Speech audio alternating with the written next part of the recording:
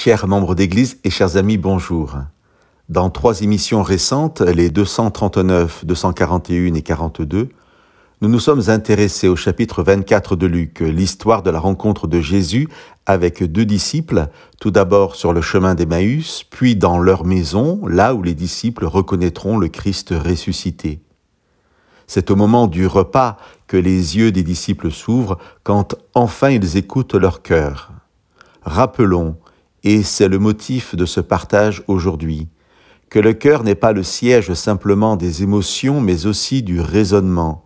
Le cœur désigne l'intelligence, sans distinction entre aspect émotionnel, sentimental ou intellectuel.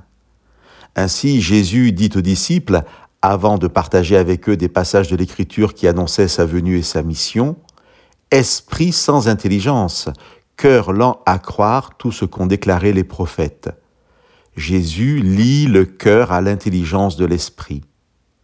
Nous avons la même idée dans l'épisode suivant qui se passe à Jérusalem. Une fois que les disciples ont reconnu Jésus, celui-ci disparaît et les disciples retournent à Jérusalem annoncer la nouvelle aux 12 apôtres et à ceux qui étaient avec eux. À ce moment, Jésus se présente au milieu d'eux.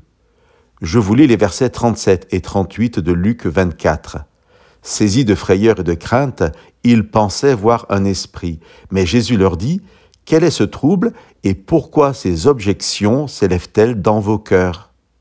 Jésus est face aux disciples. Ils peuvent le voir et pourtant, ils ne croient pas ce qu'ils voient. Est-ce simplement une question de foi ? Est-ce que la foi n'aurait pas été de croire en sa résurrection sans preuve que cela était vrai ?